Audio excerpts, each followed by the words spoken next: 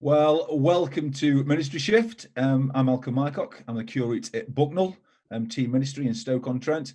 This is actually our third show today. So, woo! Absolutely, we're still going strong. And this is our second live show. Now, today we are thinking about reflection. Okay, reflection. Now, let me just read something out to you that I looked up in the dictionary. Reflection: a calm, lengthy, intent consideration, contemplation, musing, reflection, rumination, and thoughtfulness. Now, I'm sure us vicars, we only work one day a week anyway, don't we? So being locked away in our vicarages, I'm sure that we're doing nothing else but sort of navel gazing. And that's what we've been doing for the past few weeks. Would you agree with me, panel? Now, today I have Matthew with me. I have Jim. Hi. I have Mary. Hi. And I have a new panelist, actually, a new guest, Helen. Hello. Helen, starting with you, let's just quickly go round, okay? Starting with you, Helen, just introduce yourself if you would. Okay, I'm Reverend Helen Babby and I am curate at St Chad's and St Mark's Church in Wolverhampton. Thank you. Matthew? Matthew Parker, Archdeacon of Stoke-upon-Trent. Mary? I'm Reverend Mary Smith, and I'm rector of Newport with Longford and Chetwood in Shropshire. And last but not least, Jim. Jim Trude, rector of St Matthew's Church, a civic church in Walsall.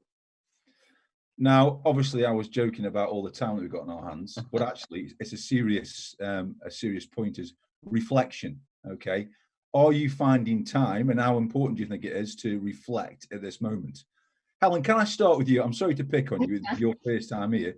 What do you think? Reflection.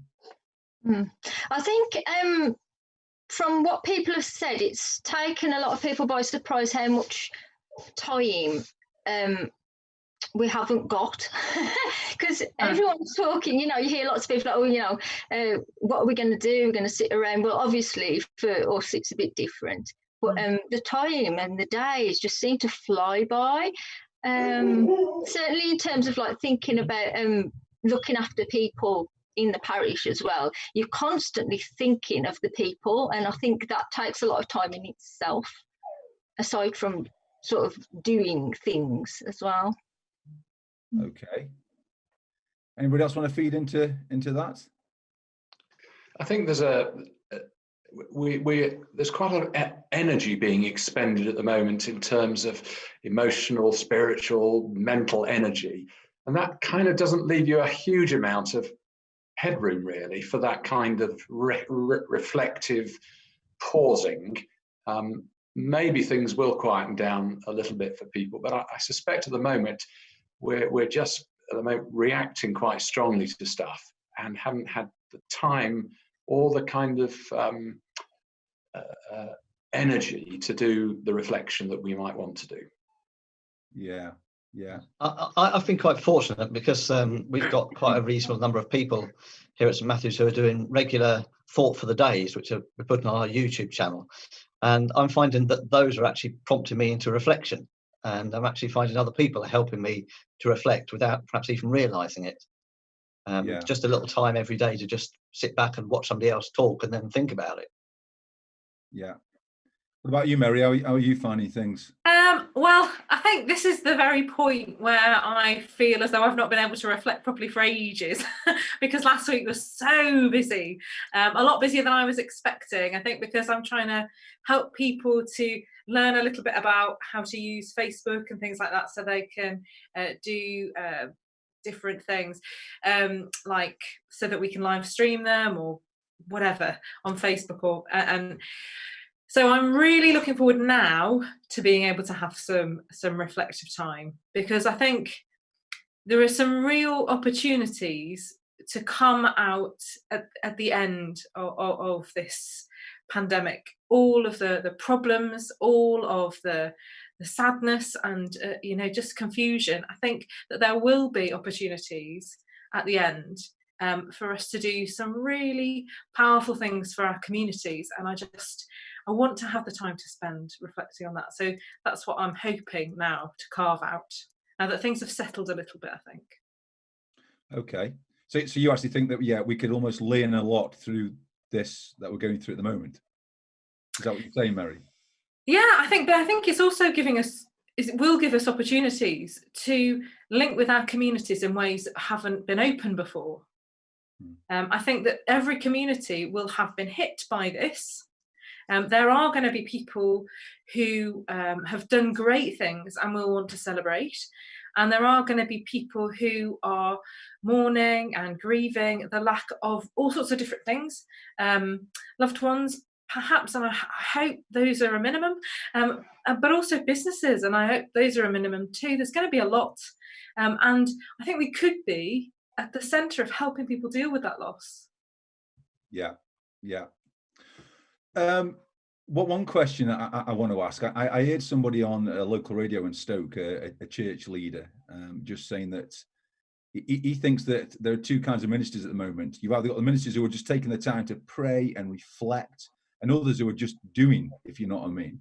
I mean, do you think that this is a time for reflection, or just a time just to sort of roll your sleeves up and get on with things? What do you think, Matthew?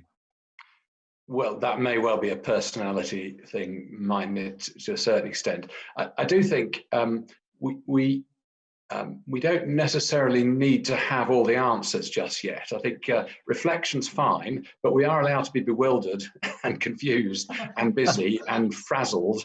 I guess there will be time for reflection, but we don't have to feel because we haven't come up with the fine theological answer to everything that that we're somehow not giving this thought. I think it does take time. Reflection is a process over time, and it's very early days, and all this is very new. So I guess different people will respond very differently to the circumstances they find themselves in. Yeah, I agree completely. I think we're very much in a situation of processing at the moment, and reflection probably will follow from that. I'm very much an extrovert, so for me, my reflection actually happens when I'm doing something, and I have to be doing something mundane like cutting the grass, and I find that actually that's the time when I actually do reflect. So I don't think doing and not doing are necessarily linked with reflection in that sense. Okay. And we should allow ourselves time to be idle and just do a sort of mess about, and because often some of your most creative reflecting comes when you're not sitting there thinking, I'm now going to reflect. Some of it will be done when you're doing something like mowing the lawn, and so practice idleness. Yeah. What about Mary? Have you got anything to add to that, or? I mean, I agree. I'm planning to be idle this week. I'm going to have at least 2 days where I try not to think about anything ministry related. If I get phone calls from parishioners, I'll probably answer, but I'm not going to look for any work, and I'm going to sew. I'm finding it more and more therapeutic, and I'm sure that as I'm enjoying myself faffing about, then I will be reminded of things. And I think when we're doing things, well, personally anyway, when I'm doing things that are creative, that's the time when I feel most close to God, actually. And so he will speak to me, and I have no doubt that he will. So I look forward to it, but as Matthew was saying, I can't predict it. It's gonna come when it comes, yeah. Just a question to ask, and I'll give this to you, Ellen, to start this one off, if that's okay. I mean, what sort of resources have you sort of come across? What are you doing, if you like? Have you found anything particularly useful that we could share as far as being able to reflect? And I think mainly it is just using the stuff that we've already got, the stuff in place, like the daily offices, and really sticking to them. I know early on when this first happened, within that first week, I mean, I do the daily office anyway, but it really is something to really cling to, because I think, it's really difficult when you've got all these things in place, but people are trying to reinvent stuff all the time. And like, I'm one of the first ones to I love being creative, but I think at a time like this, we haven't got that kind of mental capacity somehow, with everything else going on, to be able to try and sustain ourselves specifically. But I think if we just keep with the things that we've already got going. So like for me as well, spiritual communion has really, really helped me enormously. And that really feeds me then and keeps me going through the week. And then daily, it's just keep coming back to the daily offices. And it's within those times and around those times that's when I can do a little bit of reflecting, because it comes in and through the prayer. And I think that we need to be careful about the language that we're using, about sort of, you know, oh, I haven't done anything today, so I've been idle. But it's coming back to that idea that, you know, we are called to be as well as to do. And if I don't see the two as separate, but they're together and they work off each other. So for me, for daily office with the prayers, I've found that rather than it being, as it used to be, like a little oasis in the day, it's now the whole of the day. Actually, it shows me up through the day. So everything that I do out of that sits around it, rather than it being in little separate chunks, if you see what I mean. Yeah. Well, I think Mary's mentioned a sewing. She's finding that really useful. And Jim's talked about cutting grass. What about you, Matthew? Have you got anything particularly that you sort of that helps you to reflect and just? Yeah, well, I've just come back from my Gove hour walking. As Michael, Gove allows us an hour, unless you're on your bike when you only get half an hour, or jogging or something. So yeah, I think taking exercise really important. My garden, I've never done so much gardening in all my life, and it's a good opportunity for that sort of stuff. I think it's interesting that you said, actually, Matthew. I think I'd agree that, you know, sometimes when you're just doing something, if you like, you're not trying to concentrate on what needs to be done or trying to find an answer. It just comes, doesn't it? It does. And if I could just mention a book, may I do that quickly? W.H. Vanston's The Stature of Waiting. Excellent book on moving. It shows how Jesus moved from action to what he calls passion, the waiting, the being a patient. And we're all, in a sense, having to wait and be patient, aren't we, at the moment? That doesn't come easily to us. Yeah, absolutely. Fantastic. Jim, I mean, okay, I mentioned the grass cutting. Is there anything else that you particularly enjoy doing as an extrovert?